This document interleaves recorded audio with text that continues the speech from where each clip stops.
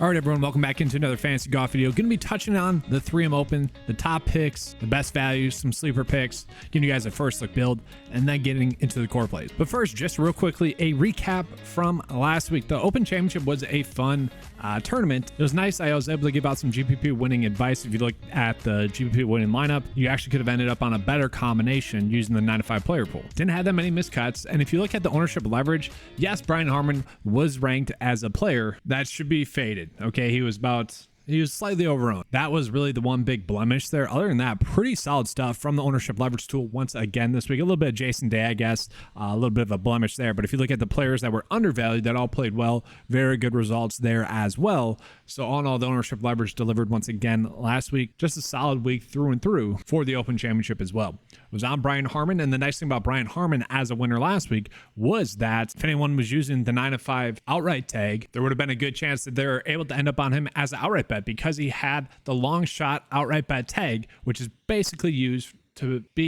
for long shot bets. Players that have over 100-to-1 odds, which he was one of those. Others were Denny McCarthy and Andrew Putnam. I ended up on Denny McCarthy, very close to getting to Brian Harman as an outright bet last week, actually very kind of tilting. I ended up going with Denny McCarthy, who was a little bit better of play statistically, but not real shocking to see Brian Harman win. Kind of an awesome win for him. It was very strange to see him gain a lot of hate, really for no reason. He's not a likable guy, but he's not a hateable guy either. It's just kind of strange that he was getting hate. I'm actually good for him, right? Good win for him. Let's go ahead and touch on one other thing here as well. So this past weekend, my wife and I had our firstborn child. So with that, might be a little bit sleep deprived, to be honest with you guys. The advice hopefully is still as good as it typically is. If it's not, I have a good excuse there. But just want to call that out. The content that I'm going to be putting out is not going to be as frequent or as much really for the next week or two. Might just be this video and maybe doing the write-up still, we'll see. But the data will be out typically at the normal time on Mondays for those 9-to-5 site members. But I want to call this out as well, kind of in honor of her. And also with the FedEx Cup playoffs right around the corner, I'm running out this promo code on the 9-to-5 website. And part of the reason why I'm doing this is a lot of people in the comment section and in DMs was asking me, hey, in celebration of your firstborn, is there any way I can donate to the channel? I typically say, just sign up for a membership. And so what I'm doing for up until the Tour Championship is I'm writing out this promo code. It's going to be 50% off for new site members. So it's a $10 membership. You can get it for $5. It's really the best value out there. I mean, you cannot not take advantage of that. It's just such a good value. But with that, we have the 3M Open, which to me is kind of one of my favorite tournaments. It's one that I've been able to go to. It's actually home of one of my best weeks in a long time, probably, or one of the top weeks that I had in PGA DFS there the first year it happened. And if we look at the results of this tournament, we have seen some strange winners, some really statistically bad winners, like Cameron Champ is like a perfect example. Matthew Wolff, like these two players, sure, they might actually. Cameron Champ was completely shocking. Scott Piercy, if it weren't for a blister on his foot last year, wins that tournament, and it would have been kind of shocking there as well. We do see a very strange surge from players in their play here. It's just like Cameron Champ shouldn't have won. He was statistically a bad play that year. Matthew Wolff, not terrible, but kind of got lucky, honestly. Michael Thompson as well, not a terrible play, but also, probably not someone that should have won. Okay, so very interesting in that regard in terms of players that we should be looking on in terms of outright. Now, that being said, we have seen that this is a tournament that has been a little bit easier to predict in terms of like players that we should be on, players that are going to be good plays in general. And then just real quickly, since I had this page pulled up here, this is what it looked like once you apply the promo, if you guys are interested in using that. But let's go ahead and get into the cheat sheet. I want to show you guys the specialist data because I feel like that is we have an interesting data point to go off of when we're looking at that. So for those of you guys that are unaware, the specialist data is 9-to-5's data for pulling in all the unique characteristics of that week's tournament in terms of the course. And what I think is the most unique for this week's tournament is the amount of water hazards that are in play.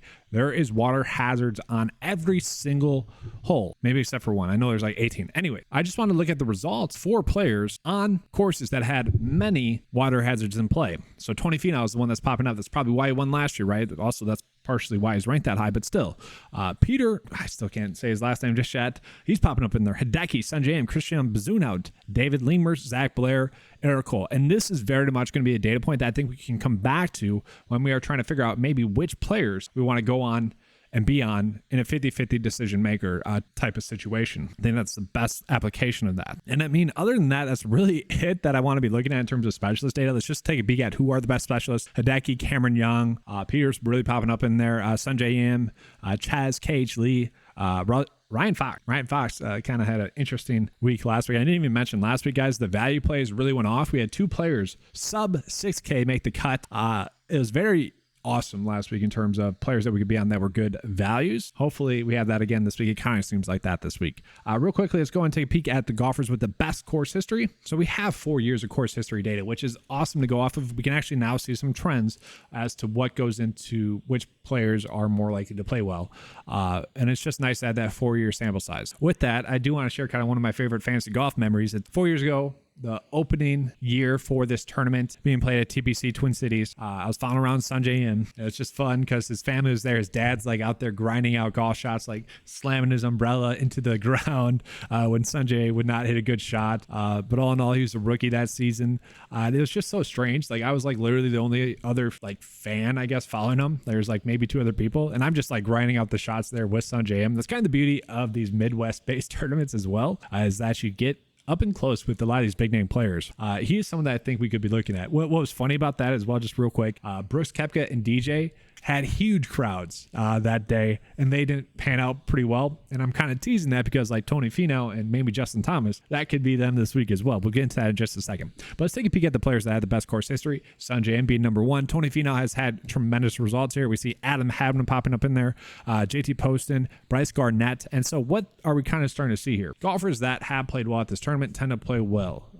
I think we can kind of come to that conclusion. Michael Glick propping up in there. Wow, I forgot about that. He was actually, I think I've been on him the last 2 years. That's kind of crazy. Grillo as well. Patrick Rogers, Adam Long, Cameron Champ. Very random win there for Cameron Champ. Cameron Davis popping up in there. Patrick Kazire, Aaron Baddeley. So we have a lot of golfers that have made like 3 out of 4 cuts, 2 out of 3 cuts. And so I think that's going to make the build process a little bit easier this week. So number 1 is going to be Mark Hubbard. Okay, Mark Hubbard coming off of some pretty good starts. Yes, Barracuda Championship, Barbasol Championship. Oh, well, like still great finishes there. Prior to that, a couple of missed cuts, but multiple top 10 finishes. I think he's going to be a popular name. Hideki Matsuyama, had that kind of random missed cut 2 events ago, but since then, or prior to that as well, he has been playing some great golf. Had a top 20 finish last week. Seb Straka coming in with some great form as well. Followed up that victory 2 weeks ago at the John Deere Classic. And if for anyone that's saying events like the John Deere Classic don't matter or whatnot, I would say the second place finish last week would suggest that those do. Okay. We got Ludwig popping up in there. Jaeger. I think Jaeger actually a really strong play. KH Lee popping up in there. Doug Gim, Ches Reavie. We'll see that there's just a lack of players that have strong recent form. And heck, if we look over the past just 5 starts for each player, Ches Reavie, Jaeger, Lucas Glover, KH Lee, Chad Ramey at 6.9. That's an interesting click. Ryan Fox, Cameron Young, as well, the highest priced player on the slate. Obviously been playing much better. He had that get right spot there at the Rocket Mortgage Classic. Followed up with the top 10 place finish last week. Him being the highest priced player on the slate does make sense. Then looking at stat fit here, who are the players that had the best stat fit? And once again, the top key stats that we're looking at are going to be total driving, birdie to bogey ratio, ball striking, strokes and approach. Also looking at birdie to rider percentage, and I am kind of looking at average finish on those many water hazard courses. So with that, we have Ryan Fox, smaller sample size because a lot of his starts are coming on the DP Tour. Then we got Kevin Yu. Kevin Yu is going to be a good stat fit. That's just who he is. I think he's going to make for a great GPP play. Aaron Rai, Gary Woodland, Bakhtia there, and then we got Cameron Young, Vincent Norman, Jaeger, Seb Straka. So what's interesting is that a lot of the big names, Tony Finau, Justin Thomas, they're not exactly popping up this week, and it's very interesting. So let's go ahead and get into the top picks for this week because it's kind of a fun week in that regard. So I do want to start with mentioning Tony Finau and Justin Thomas, 2 players that are not going to be popping up this week, okay? They are not looking like good plays this week simply because their form is terrible. Much like Colin Morikawa and much like Cameron Young, where they played in some lesser field events. I guess Cameron Young was the John Deere Classic. Colin Morikawa was the Rocket Mortgage Classic. They are playing in these events. 1, Tony Finau's the defending champ, but 2, because they need to get right. It's a get right spot for them. They should be able to go out and play well. And it's not too long ago that someone like Tony Finau won, and then Justin Thomas as well. It seemed kind of like last week was the valley, the deepest valley that he could be in, the lowest point. Okay. And so it does seem like he's going to be on a climb. And if you look at it, the Open Championship is not a tournament in which a golfer should be finding their form. Now, his biggest issue has literally been one bad round. Okay. We see that in all of his kind of logs here. One bad round. If he can eliminate that one bad round, he should be able to go out and play well. And it's not too long ago that we saw him play some good golf. It wouldn't be shocking to see him play well, and that's why we're getting him at a cheap price tag, because he is a little bit risky of a play. A lot of name value here, but it wouldn't be shocking to see him play well. If you guys want to roster him, I do think he makes the cut. If he makes the cut, who knows? He probably has a good second and third and fourth round as well. Really just depends on that first round that he's having. The issue that he has really hasn't been like completely terrible shots. Like, I don't know if we exactly are worrying about him because he's going to hit the ball into the water too much. That being said, he has been a little bit sloppy around the greens and whatnot. So those are two players that I'm not exactly going to be on. Let's talk about the players that I will be on. So I do think Cameron Young is going to be a good starting point for players that we want to be on this week. Cameron Young really, I think, found his form last week. And if you look at the player profile, sure, there's going to be a lot of golfers in which we are getting a little bit more red and orange in the, conditional formatting that we're looking at. A lot of yellow there as well, but coming in off of 2 top 10 finishes, it's kind of natural for a player to have a lull in his game, and it's kind of natural for an elite player and I would say Cameron Young's elite, for him then to find it and really pop for a bunch of top 10 finishes. If we're looking at some of the past winners, Tony Finau, Cameron Champ, Matthew Wolff. Sure, it's a little bit of a strange sample, but those golfers are golfers that do drive the ball a little bit further. They are able to take advantage of the par 5s. And for the love of goodness, on the 18th hole this week, if I see anyone lay up short and end up in the water in front of the par 5 18, I'm gonna be so mad. It is such an easy hole, it seems like. Just put your driver or even 3-wood into play, into the fairway, or even into the rough, and then just hit another 3-wood into the grandstands. Literally, no one should end up short. It's not that difficult a hole. I don't get it. You saw that happen so much last year, and I was so frustrated with it. That being said, we probably shouldn't have to worry about that with Cameron Young. This is gonna be an ideal course for him. He is the favorite to win, but he should be the favorite to win. He's gonna be a player that I think we are looking at heavily and often, and it's gonna be pretty easy to fit him into your builds if you choose to do so. From there, I do think Sungjae is going to be a player that's going to be tough not to like this week as well. Sungjae, obviously great course history, 2nd and 15th there. If you just look at players that have multiple starts at this tournament, he is the best in terms of course history. 5th overall, though. We look at everything there, a little bit hit or miss recently for Sungjae, but he's also someone that, given the way he's played on this tournament, given the fact that he's a great staff fit and great specialist, at that price tag of 10.3, I feel like we're getting a good price tag. And once again, we can easily fit in Cameron Young and Sungjae if we choose to do so as well. The pricing is pretty awesome this week. It's a lot of soft pricing. I feel like the lineup process is pretty simple in terms of where we want to be constructing our lineup. It's just how we want to go about kind of closing out our build, and that can be the biggest difference maker, is how you close out your build. Maybe ending up on someone that might be less desirable, and you just kind of got to hope that they make the cut. And then looking at Hideki here, I'm actually really shocked that he is coming in as the best play, but he did have a 7th place finish at this tournament 4 years ago, so that really helps with course history. Recent form rank, yeah, in the field, he's a stud in terms of recent form. Sure, missed the cut 2 events ago, but other than that, just been a stud. I mean, really, the biggest worries, a little bit of the key stat-wise, so a little bit of toll driving. Maybe he finds the water. Maybe that's the worry there. Birdie bogey ratio, though, very solid there. Ball striking could be a little bit better once again, but look at the stroke gain approach. Like, really solid there. He's someone that's just going to pepper greens, give himself opportunities to make putts, and that's really what you need to be doing here. So, yeah,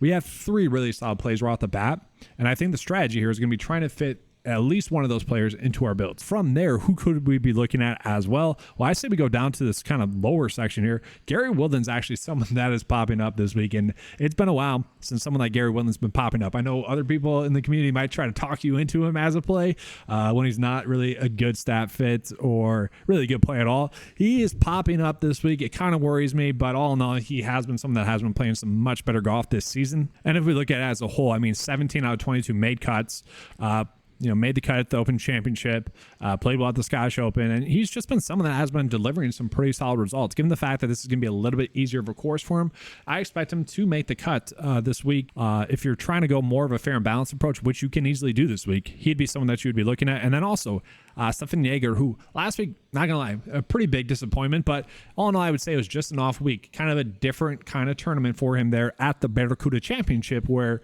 different scoring, right? That's kind of more closely related to like DFS type scoring. So we can maybe kind of write that off. If we do, we can see a 13th, 9th, 64th. He's been someone, though, we can see extreme consistency. Even on his off weeks, he is still, for the most part, making the cut. The worry with him, only 2 top 10 finishes, right? That's a little bit of a worry. I would say it'd be something that makes a lot of sense as a top 20 bet, but this is a course in which I think is a good setup for him. So if we're trying to go more of a fair and balanced approach, we could easily fit him into our builds. It's just whether or not you guys want to do so. From there, we're going to jump down into that mid-tier play or mid-tier plays, the 8K to 9K price point tier. And guys, just real quickly, I feel like I'm struggling a little bit. A lot of you guys know why. Not the best sleep the past few nights. Okay, I apologize. It is what it is. Okay, giving you guys the best advice. So let's go ahead and get back into it. Hopefully it's making sense for you. Let's look at this though. The mid tier that we got. I think Adam Hadwin is really strangely mispriced, I would say. Sure, he missed the John Deere Classic. That was highly alarming. Really shouldn't have happened. Kind of fluky, honestly. Like, look at his previous start, 2nd, 59th, 12th. Just kind of weird there. His issue though lately, like all these players, a lot of these players that we're going to be on, is one random bad start or one random bad round. 73rd, a round of 73, a round of 79. You know, like those inconsistent rounds are kind of why these golfers are playing in these events. But all in all, Adam Hadwin here is someone that is popping up as someone that we should be on. We see the course history, pretty solid. 38th, 6th, 4th, all in all. Like, we look at the metrics, specialist wise top 20, course history wise top 20, stat fit wise top 20, recent form wise top 20. He's coming in as the 22nd best pick in the 95 model. All in all, he's definitely someone that we should be looking at this week. From there, we scroll down a little bit lower, and I want to call it these 3 plays, and even Vincent Norman. Like, these players right here are all going to be golfers that I think we want to be going out of our way to play. And if you guys even want to roster like Bo Hosler as well, you could, because these are all going to be golfers that are coming in pretty strong form. They're all going to be good plays. Let's just take a peek at them. Obviously, Mark Hubbard's going to be the one that's popping up the most, the player that we probably want to be going out of our way to play the most as well. The worry, not the best stat fit. There's some alarming stats, but kind of like Hideki, where we can maybe look past the total driving and ball striking a little bit because he has good stroke gain approach, good birdie to bogey ratio. I don't think we have to worry about that too much. And we do see 4 top 10 finishes over his past 7 starts. That is huge. He is someone that is looking like he's going to be a great play. It's no shock that he's really popping up this much. I'm a little shocked at the pricing that we're getting on him this week.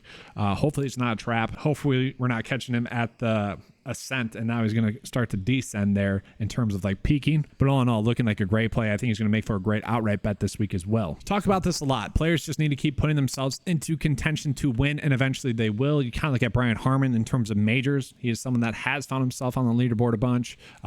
Even this season has found himself in contention a little bit. You look at Rory, look at Cameron Young, you look at Ricky, look at Wyndham Clark. That's kind of the theme this week or this season has been that players continue to put themselves into contention to win, and they are figuring out ways to win. That could very much be Mark Hubbard as a play this week, and at 8.3, he's looking like someone that we should be going out of our way to play. And then from there, just calling out some of those other plays, like we have JT Poston here, he is someone that typically is a little bit hit or miss. Once again, all these guys, it's more or less one bad round, right? US Open, one bad round, missed the cut. Travelers Championship, shot pretty well, one bad round, missed the cut. Made the cut of the Open Championship, that's pretty solid. Genesis, Scottish Open, finished 6th. John Deere Classic finished 6th, so he's someone that's not a terrible play. Course history-wise, just went 11th and 28th here, so certainly someone you can talk yourself into. Love the fact that he has made 3 straight cuts in a row now. Lucas Glover, an extremely interesting click this week because 3 straight top 6 or better finishes. Obviously phenomenal there. The worry with him is we look at his course history, miscut, and 7th. So it's like, do we go with him in cash? Is he a GPP only play? We know we want to be on him. We know he's a good play. We know he has the upside to go on, potentially win. Obviously give us the top 10 finish. The worry is in the safety. Okay.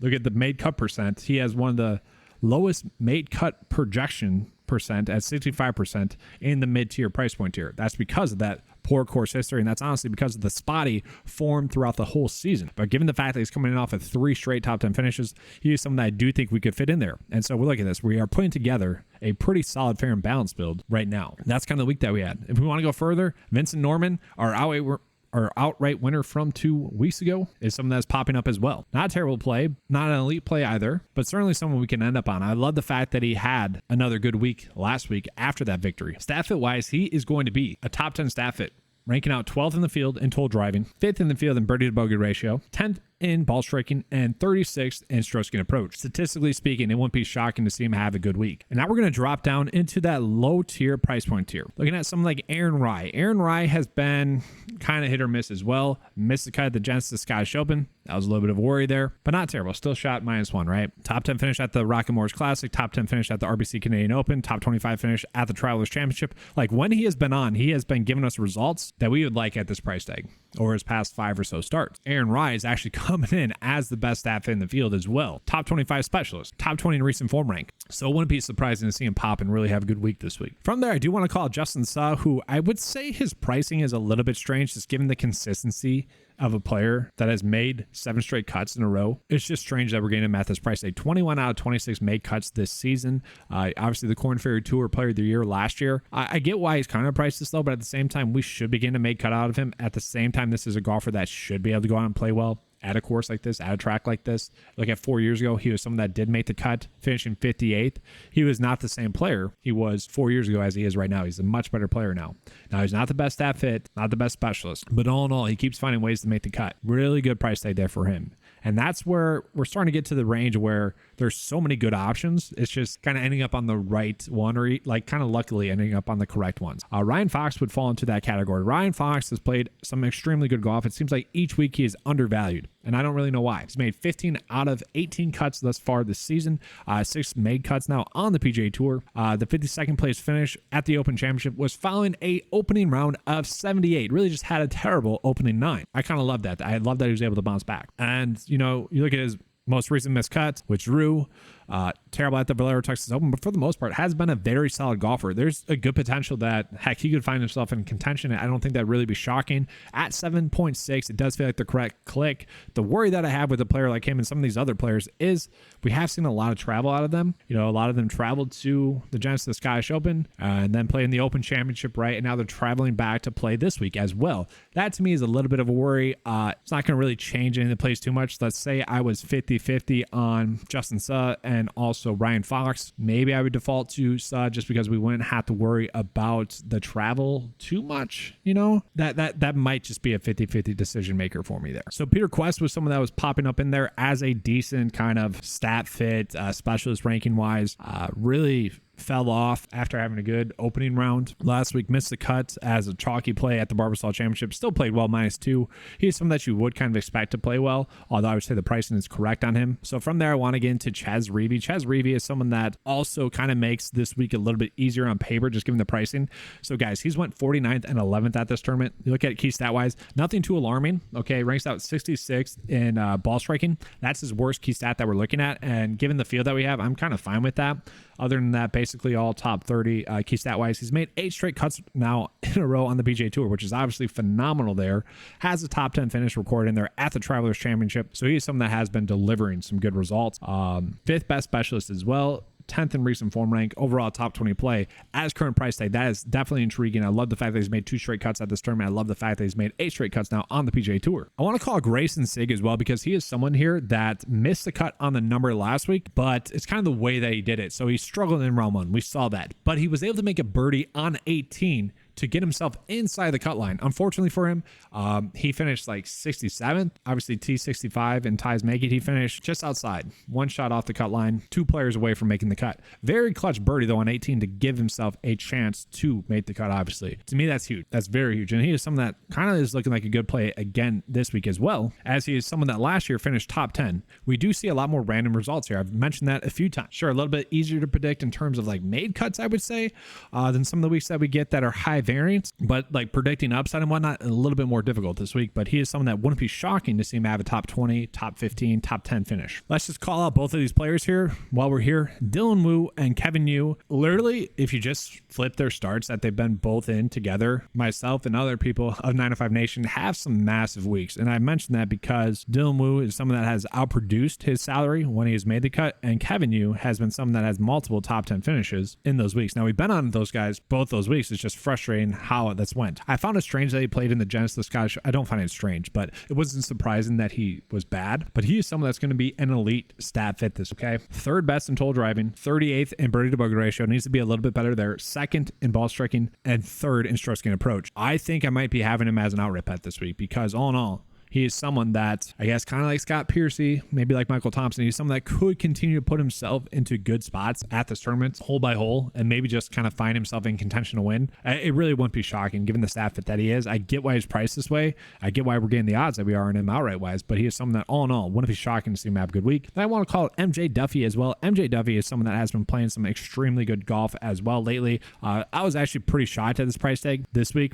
34th last week, 16th, 35th, like very consistent results. Okay. Sure. If we go back further, kind of poor, but 19 out of 28 made cuts on the PGA Tour thus far this season. He made one start at this tournament 2 years ago, finishing 51st there. Love that. We look across the board metrics wise, he is not presenting any sort of worry here. Like 23rd best specialist, 37th in course history rank, 38th best staff fit. And we look at the key stats, maybe a little bit of worry there in strokes gained approach. Yeah, maybe he finds some trouble on his approach shots. That does worry me. Don't get me wrong there.